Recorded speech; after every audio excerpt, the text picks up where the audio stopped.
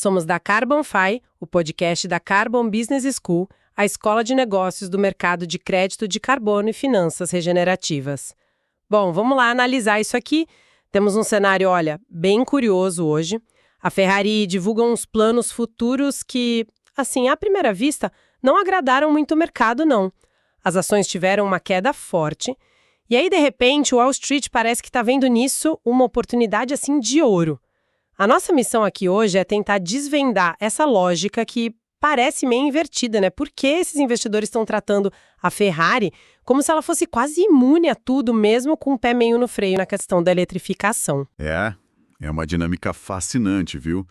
Porque ela meio que desafia o roteiro que a gente está acostumado a ver, né? Especialmente nesse setor automotivo hoje em dia. Para a gente entender essa aposta de Wall Street, acho que a gente precisa mergulhar num conceito que eles mesmos estão usando lá, a tal tese da imunidade vermelha. É basicamente a ideia de que a Ferrari opera numa esfera muito própria, quase que desconectada das pressões normais do mercado, sabe? Certo, mas essa reviravolta toda não aconteceu do nada, né? Quer dizer, tudo começou com um susto bem considerável. As ações da Ferrari despencaram mesmo, chegaram a ter o pior dia desde o IPO lá na abertura de capital. O estopim foi essa atualização das projeções até 2030, que soou meio tímida para os analistas e principalmente a redução nas metas de vendas de carros elétricos.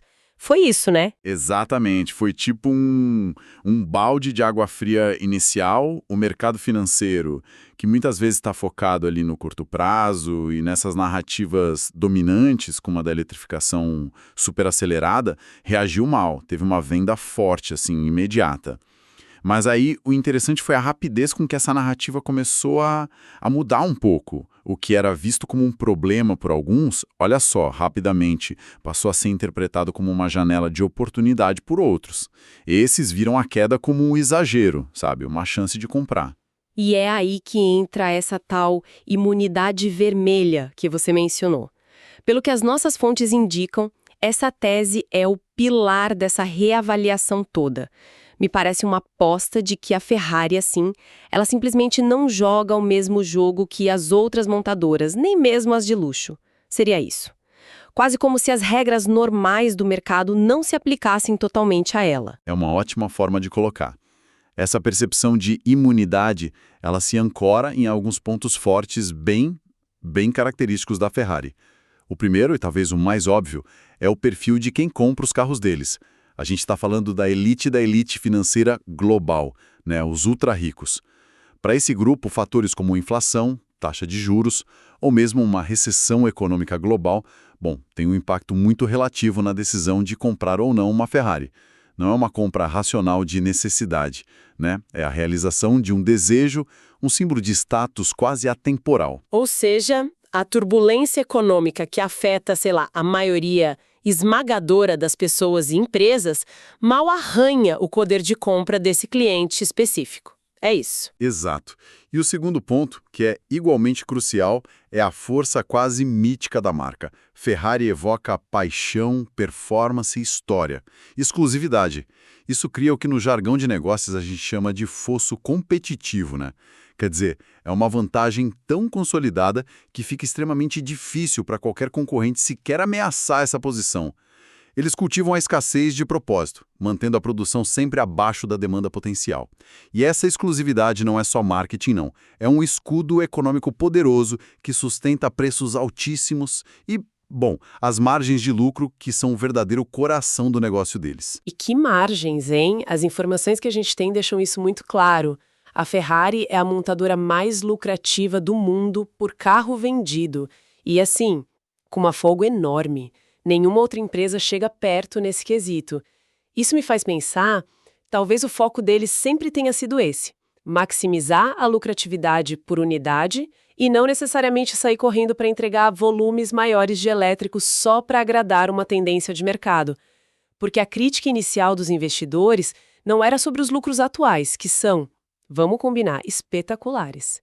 Era sobre a ambição futura, que foi considerada meio conservadora. Anunciaram o primeiro elétrico para 2026, uma média ali de 4 novos modelos por ano até 2030, o que parece bastante, né? Mas a proporção de vendas de elétricos dentro desse total prevista para o fim da década, foi revisada para baixo. O mercado esperava um salto mais agressivo, né? Rumo à eletrificação total. E aqui a gente vê a estratégia da Ferrari em ação, né? Ao ajustar essas metas de eletrificação, eles estão mandando um sinal bem claro. A prioridade absoluta continua sendo a exclusividade, a experiência de dirigir um Ferrari, seja qual for o motor, e as margens de lucro que vêm disso. Manter a produção controlada é chave para essa equação funcionar. Garante o desejo, sustenta os preços, protege a rentabilidade. Simples assim. Eles não parecem dispostos, sabe, a lançar um carro elétrico que seja apenas mais um no mercado, ou que comprometa a performance ou a identidade da marca só para cumprir uma agenda externa ou seguir o ritmo de outras montadoras. A mensagem implícita ali é, olha, faremos um elétrico que seja um verdadeiro Ferrari, mas no nosso tempo e que agregue valor à marca, não que a dilua. É uma aposta na própria identidade, resistindo um pouco a essa pressão por uma conformidade tecnológica mais rápida. Uma aposta que, vamos combinar, tem seus riscos se o mundo mudar mais rápido do que eles imaginam. Mas, pelo visto, uma parte bem relevante de Wall Street decidiu comprar essa aposta. A queda inicial das ações foi expressiva, evaporou bilhões em valor de mercado, mas a leitura que parece ter ganhado força é que foi um movimento exagerado, quase uma reação, sei lá, pavloviana do mercado à palavra eletrificação. Precisamente. A narrativa que se consolidou para muitos analistas e investidores é que essa queda representou uma chance rara de adquirir ações de uma empresa de qualidade excepcional, com um modelo de negócios robusto e uma marca icônica, a um preço descontado. Quase uma liquidação de um ativo de luxo, entende? Essa visão só faz sentido se você acreditar piamente na tal imunidade vermelha. Se a Ferrari é vista como resiliente a crises e dona de uma marca inabalável, então uma oscilação baseada em projeções de eletrificação para daqui a vários anos parece mais ruído do que um problema fundamental de fato. Isso também reforça aquela ideia de que o tempo no mercado de ultraluxo corre em outro ritmo, né? A urgência da eletrificação que a gente vê nas montadoras de volume talvez não se traduza da mesma forma para um ícone como a Ferrari. Eles parecem jogar um jogo mais longo. Sem dúvida. O segmento de ultraluxo tem seu próprio compasso, principalmente na adoção de tecnologias que são muito transformadoras. Para marcas como a Ferrari, não basta só adotar a tecnologia, sabe? É preciso que ela eleve a experiência, que seja coerente com o legado. Lançar um elétrico mediano ou que não entregasse a performance esperada seria, paradoxalmente, um risco muito maior para o valor da marca a longo prazo do que esperar um pouco mais. Portanto, o que parece lentidão para alguns pode muito bem ser visto como paciência estratégica por outros. Eles provavelmente estão esperando a tecnologia de baterias, motores elétricos, software, atingir um ponto que permita criar algo genuinamente superior e fiel ao espírito Ferrari. Se a gente conectar isso ao quadro geral, a gente percebe que para essas marcas de topo, a preservação da aura, da exclusividade, do valor percebido, muitas vezes demanda movimentos mais calculados, menos reativos às pressões do momento. Então, para a gente amarrar as pontas aqui, a aposta de Wall Street parece ser uma demonstração enorme de confiança na longevidade da marca Ferrari, na capacidade dela de continuar sendo esse objeto de desejo exclusivo e, claro, no seu modelo de negócios de margens altíssimas. Mesmo que isso signifique um caminho mais gradual para a eletrificação do que o mercado inicialmente queria ouvir. O valor estaria mais na força intrínseca da marca do que na velocidade da transição tecnológica. Seria isso? Exatamente. A conclusão que emerge da análise das fontes é essa.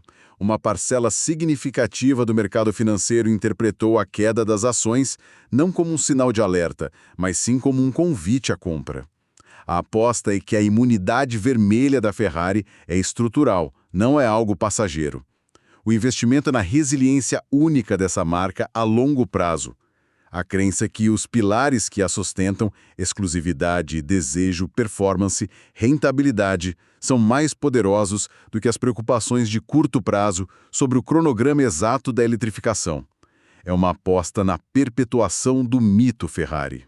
É isso aí. É realmente intrigante ver como uma notícia com um verniz, assim, negativo foi rapidamente reprocessada pelo mercado como uma oportunidade, tudo ancorado nessa percepção da força fundamental da marca. Isso deixa uma questão interessante para a gente refletir, né? Em um cenário global tão focado em inovação tecnológica acelerada, transições energéticas urgentes como a eletrificação, qual é o verdadeiro peso de uma marca tradicional poderosíssima e da exclusividade cultivada por décadas, especialmente nesse nicho do ultraluxo? Essa paciência calculada da Ferrari, essa priorização da performance e da margem sobre a velocidade da eletrificação, será que é uma jogada de mestre que protege o seu valor único? Ou, por outro lado, essa estratégia pode se tornar uma vulnerabilidade se as expectativas dos próprios clientes de ultraluxo ou a própria tecnologia evoluírem de forma inesperada e mais rápida do que a Ferrari prevê? Fica aí a provocação. Bom, encerrando nossa análise de hoje, o que fica evidente é a aposta de Wall Street. A resiliência e a exclusividade, sintetizadas nessa ideia de imunidade vermelha, parecem ter superado na avaliação de muitos investidores as preocupações sobre o ritmo da eletrificação da Ferrari. Uma aparente má notícia que virou janela de oportunidade, tudo baseado na crença na força inabalável da marca do cavalinho rampante. E para mais conteúdo sobre o mercado de crédito de carbono e finanças regenerativas, siga a Carbonfy para se manter sempre atualizado. Finalizamos aqui esta análise aprofundada.